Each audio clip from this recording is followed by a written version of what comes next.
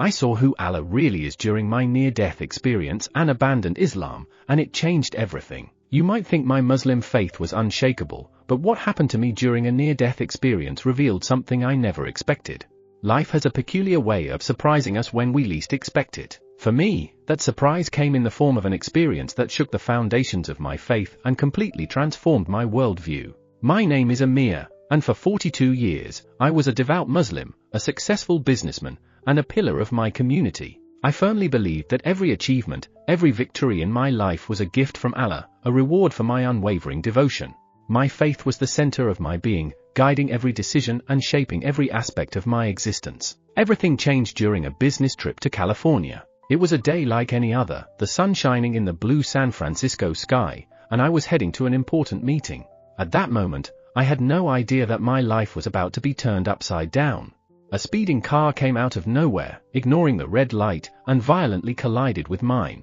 The impact was devastating, and in a matter of seconds, my world transformed into a confusion of twisted metal, shattered glass, and excruciating pain. The paramedics told me later that I had been technically dead for 4 minutes and 37 seconds. But for me, those brief moments seemed like an eternity. While my body lay motionless in the ambulance, struggling to survive, my consciousness embarked on a journey that would challenge everything I thought I knew about life, death, and the divine. I felt my soul detach from my physical body, floating above the chaotic scene of the accident. It was an indescribable sensation, a mixture of deep peace and overwhelming curiosity. As I moved further and further away from the material world, I anxiously awaited what would come next. Years of devotion and study of Islamic scriptures had prepared me for this moment. I awaited the vision of angels, the promised celestial light, the divine judgment that would determine my eternal destiny. But what I encountered was something completely different. Something that defied every fiber of my being and every belief I held as absolute truth. Instead of the familiar and comforting presence of Allah, as I had imagined him, I was greeted by an entity that seemed to transcend any human concept of divinity. It wasn't an anthropomorphic figure, nor a bright light, but a presence that permeated everything around me and, at the same time, seemed to emanate from within me. This presence didn't fit any of the descriptions I had studied or heard throughout my life as a Muslim. It was something completely new, something that seemed to test not only my faith but my very understanding of reality. And then, amid this overwhelming experience, I heard a voice. It wasn't a voice in the conventional sense, but a direct communication with my consciousness, clear and resonant. Do you really believe you understood who I am? The question hit me like lightning, shaking the foundations of my faith. Before I could formulate an answer, I felt an irresistible force pulling me back to my physical body. In an instant, the transcendental experience gave way to the harsh reality of a hospital room, with doctors and nurses struggling to stabilize my vital signs. In the days and weeks that followed, as my body slowly recovered from physical injuries, my mind was in turmoil. The question asked by the mysterious presence echoed incessantly in my thoughts. Do you really believe you understood who I am? This simple phrase had planted a seed of doubt that quickly grew, threatening to engulf everything I thought I knew about my faith and about Allah himself. My physical recovery was accompanied by a profound spiritual crisis. The faith that once seemed unshakable began to crumble like a sandcastle before the tide. Every time I closed my eyes to pray, the image of the presence I encountered during my near-death experience, NDE, emerged in my mind, challenging the preconceived notions I had about the divine. Desperate for answers, I dove back into the sacred texts of Islam. I spent endless hours rereading the Quran, searching its pages for some explanation for what I had experienced. I consulted hadith after hadith, hoping to find some mention of an experience similar to mine. But the more I read, the further I felt from the truth I was seeking. The words that once brought me comfort and guidance now seemed empty, unable to capture the magnitude of what I had experienced. It was as if I was reading a two-dimensional map trying to understand a multidimensional universe. The discrepancy between what I had been taught and what I had experienced was simply too great to ignore. In my desperation, I sought guidance from the religious leaders of my community. Respected imams, Islamic scholars I had admired for years, all listened to my account with a mixture of concern and skepticism. Their answers, though well-intentioned, were always the same, reaffirmations of the dogmas I knew by heart, explanations that attributed my experience to hallucinations caused by trauma or, worse still, to demonic influences trying to lead me astray from the straight path. But these explanations no longer satisfied me. The presence I encountered during my NDE bore no resemblance to the demons described in the scriptures. There was no evil, no temptation, just a vastness of knowledge and a question that made me question everything. A deep and incessant doubt began to gnaw at my soul. I felt spiritually impoverished, struggling to find meaning in a world that suddenly seemed much larger and more complex than I had ever imagined. The certainties that once guided my life had dissipated like mist under the morning sun, leaving me disoriented and adrift. My family was the first to notice the change. My wife, Amira, with whom I had shared 20 years of marriage based on our common faith, looked at me with a mixture of concern and confusion. Our 3 children, raised in the Islamic tradition, didn't understand why their father, once so fervent in his devotion, now seemed distant and lost during family prayers. I tried to explain what I was feeling, but words seemed inadequate to describe the depth of my experience and the extent of my crisis of faith. How could I express to them that the vision of the afterlife that my NDE provided was driving me further and further away from the Islam they knew and loved? The tension at home was palpable. Amira, in her concern, suggested that I consult a psychologist, fearing that the accident had affected my mind in some way. My children, especially the oldest, Ahmed, 17, began to question me about my apparent lack of enthusiasm during prayers and my reluctance to attend the mosque. It was during this turbulent period that I decided to share my experience with close friends from the local Islamic community. I hoped to find understanding, perhaps even someone who had gone through something similar and could offer me guidance. But the reaction I received was far from what I expected. Instead of empathy and support, I was met with looks of distrust and whispers of concern. Longtime friends, people with whom I had shared moments of joy and sadness over the years, now looked at me as if I were a stranger. Some called me lost, stating that my faith was clearly weakened and that I needed to dedicate myself more to prayers and studying the Quran. The hardest blow came from Sheikh Abdullah, the spiritual leader of our mosque and a man I deeply respected. After hearing my account, he looked at me with a mixture of disappointment and contained anger. "Amir," he said, his voice laden with emotion, "you have clearly been influenced by external forces. Perhaps it's the infidels you do business with, or maybe it's something more sinister. But know that what you experienced was not Allah, and questioning his nature in this way borders on blasphemy." His words hit me like a punch to the stomach. I wasn't prepared for such a categorical rejection of my experience, especially coming from someone I considered wise and compassionate. At that moment, I felt as if a chasm had opened between me and the community I considered my spiritual family. In the days that followed, I noticed that people began to distance themselves from me. Invitations to dinners and social events decreased. On the rare occasions when I still attended the mosque, I felt disapproving glances and heard whispers behind my back. The community that once embraced me now treated me like a pariah. The rejection hurt, but at the same time, I felt that my faith, or what was left of it, was transforming into something I could no longer share with them. The presence I encountered during my NDE, the vastness and complexity of what I experienced, simply no longer fit within the narrow limits of the religious interpretation I knew. It was in this moment of deep spiritual loneliness that I began to seek answers outside of Islam. I embarked on a journey of exploration, reading about other religious and philosophical traditions, seeking something that could explain or at least come close to what I had experienced. This search led me to unexpected places. I participated in meditation groups, attended lectures on quantum spirituality, read books about near-death experiences from different cultures. Each new piece of information, each new perspective, seemed to take me even further away from the faith I had practiced all my life. It was during this phase of exploration that I found a small group of people who, like me, had had profound spiritual experiences that challenged their traditional religious beliefs. The group met weekly in a small room at the back of an esoteric bookstore. There, for the first time since my NDE, I felt I could speak openly about what I had experienced without fear of judgment or rejection.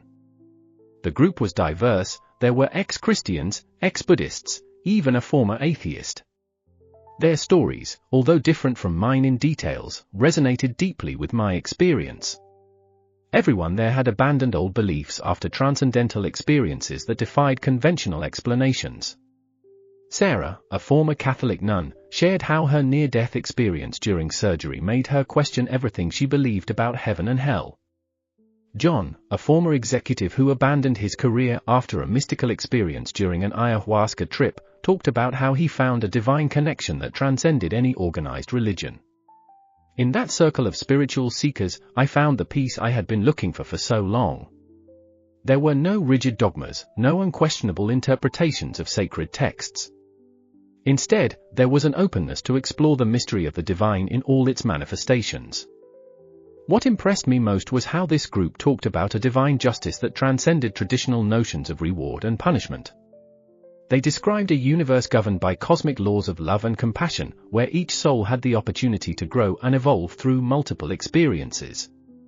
As I participated in the meetings and listened to others' stories, I began to realize how much the religious innocence I had lived with for so many years had blinded me to a greater truth.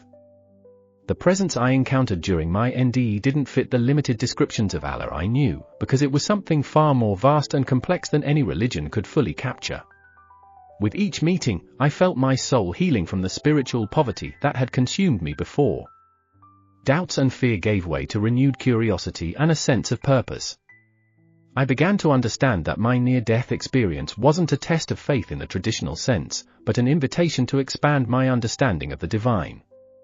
This new spiritual path taught me to value compassion and love above any dogma or ritual. I learned that true spirituality isn't about blindly following rules, but about cultivating a genuine connection with the divine and with all beings. As I delved deeper into this new spiritual journey, I began to suspect that this was the lesson the presence during my NDE wanted me to understand.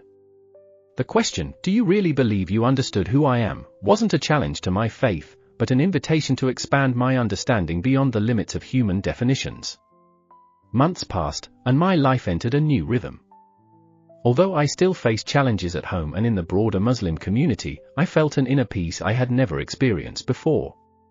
It was during this period of relative calm that I had another mystical experience that would change the course of my life once again. One night, during a deep meditation session, I felt again that familiar presence I had encountered during my near-death experience. This time, however, there was no fear or confusion. Instead, I felt a sense of recognition and welcome, as if I were reuniting with an old friend. The presence was clear and unequivocal, enveloping me in an energy I can only describe as pure love and wisdom. And then, once again, I heard that voice that wasn't really a voice, but a direct communication with my consciousness. "What you seek is not in books, but in the love you share." These words hit me with the force of an epiphany. Suddenly, everything became clear. All the months of searching, all the nights of doubt and questioning, culminated in this moment of crystal clarity. I realized that I had spent so much time looking for answers in sacred texts, in religious interpretations, and even in new spiritual philosophies, that I had lost sight of the most important thing, love. The revelation hit me like lightning. I didn't need a religious label to live a life of purpose and connection with the divine. True spirituality, true connection with what we call God, Allah, or any other name, wasn't in rituals or dogmas, but in the daily practice of love and compassion. With this understanding came a sense of freedom I had never experienced before. It was as if a huge weight had been lifted from my shoulders. For the first time since my near-death experience, I felt I could breathe freely, without the burden of religious expectations or the fear of betraying my faith. In the days following this experience, I made a decision that I knew would change my life forever. I decided to officially abandon Islam. It wasn't a decision made out of anger or resentment, but from a deep sense that I had found a greater spiritual truth, one that transcended the boundaries of any organized religion. Sharing this decision with my family and community was one of the most difficult moments of my life. As expected, the news was received with shock, sadness, and in some cases, open anger. My wife, Amira, cried for hours, fearing for the fate of my soul and the future of our marriage. My children reacted with a mixture of confusion and fear, especially Ahmed, who accused me of abandoning not just our faith, but also our family. In the wider community, the reaction was even more severe. I was called an apostate, a traitor, even a madman. Some suggested that I should be expelled from the community, while others, more compassionate, prayed for my healings and returned to the right path. Sheikh Abdullah, in particular, expressed his disappointment in a painful way. "You have chosen the lies of the world over the truth of Allah," he said, his voice laden with sadness and disapproval. "May Allah have mercy on your lost soul." These words and reactions hurt deeply. Each severed tie, each lost friendship was like a small wound in my heart. However, despite the pain and isolation, I felt freer than ever. I had finally accepted the reconciliation between the faith I had lost and the new spirituality I had found. I realized that this was just the beginning of a new journey. A life dedicated to spiritual growth without religious boundaries, based on the love and compassion that I had discovered to be the true core of all authentic spiritual experience. The months that followed were a period of intense transformation and adaptation. My family, although initially shocked and hurt by my decision, decided, after many painful and sincere conversations, to support me. Amira, my wife, although still struggling to fully understand my new spiritual perspective, chose love and our commitment to each other above religious differences. However, tensions persisted, especially with my children, who still attended the mosque and felt torn between their loyalty to me and their commitment to the faith they were raised in. Ahmed, in particular, went through a period of rebellion, questioning everything I said and did. These were difficult moments, full of heated discussions and nights of tense silence. But amid this emotional turmoil, I made a crucial decision: love for my family was more important than any religious or philosophical division. I began to focus not on what separated us, but on what united us: our mutual love, our shared memories, our dreams for the future.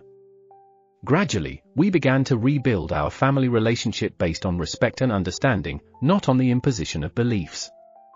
I learned to listen without judging when my children talked about their experiences at the mosque. In turn, they began to open up to hearing about my new spiritual perspectives. This new family dynamic was not without challenges, but it brought a depth and authenticity to our relationships that didn't exist before. Paradoxically, my decision to leave Islam brought us closer in a way I could never have predicted.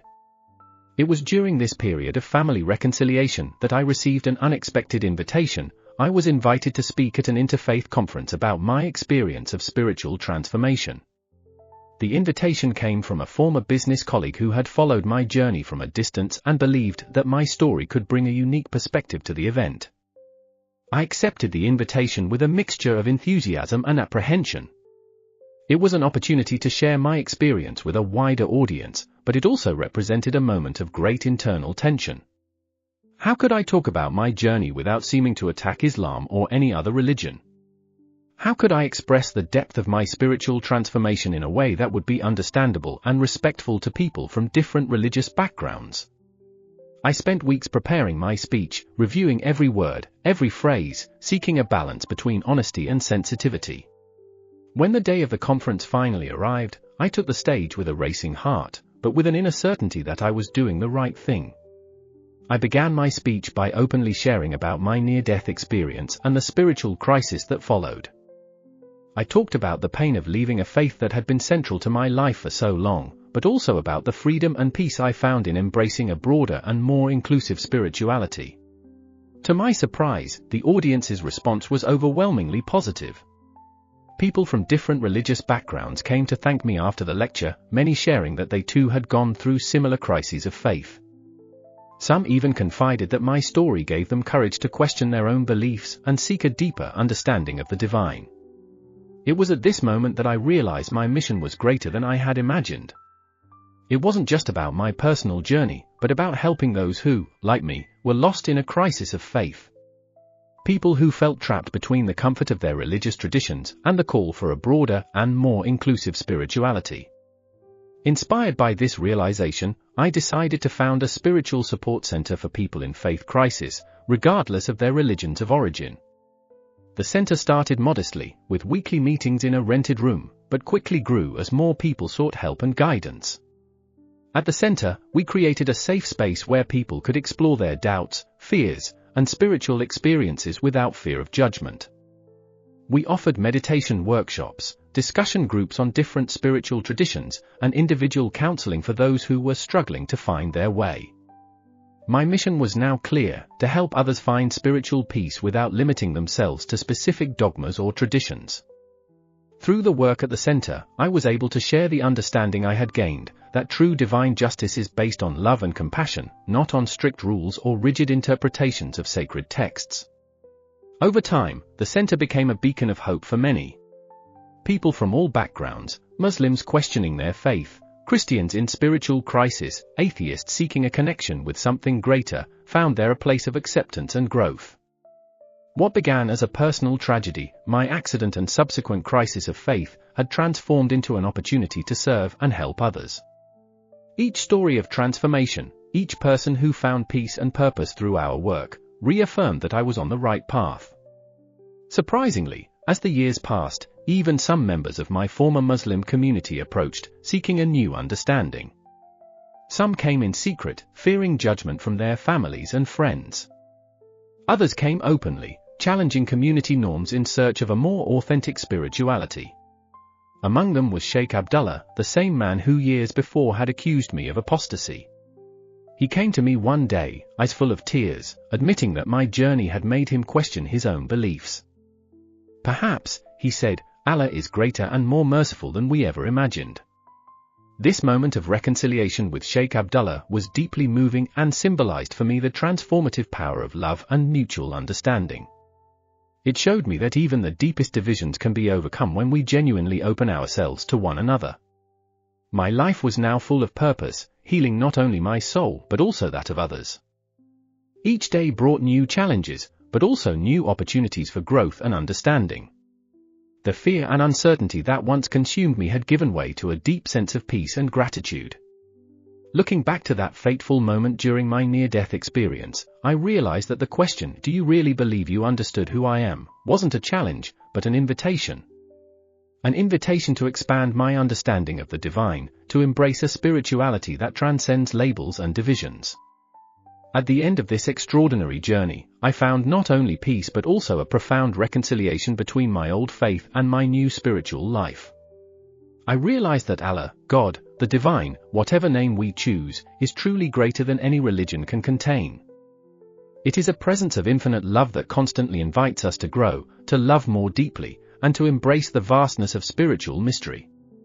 My experience taught me that true faith is not about rigidly adhering to a set of beliefs, but about remaining open to the constant flow of divine love and wisdom. It's about living each day with compassion, seeking to understand others and ourselves more deeply. Today, at 63, I look back with gratitude for every step of this journey. The accident that almost took my life ended up giving me a new purpose. The crisis of faith that made me question everything I believed led me to a deeper and richer understanding of the divine. My story is a testimony to the transformative power of love and the sincere search for truth. It's a reminder that no matter how lost we may feel, there is always a way back home, not necessarily to the home we left, but to a new spiritual dwelling that encompasses all the vastness of our human experience. As I continue my work at the center, helping others navigate their own spiritual journeys, I am constantly reminded of that question that changed everything: do you really believe you understood who I am? The answer, I realized, is a humble and joyful no. No, we don't fully understand, and that's the beauty of it. There is always more to learn, more to experience, more love to give and receive. And so, my journey continues, no longer limited by the walls of a single faith, but expanding infinitely towards a horizon of ever greater love and understanding. Each day is a new opportunity to grow, to love, to serve.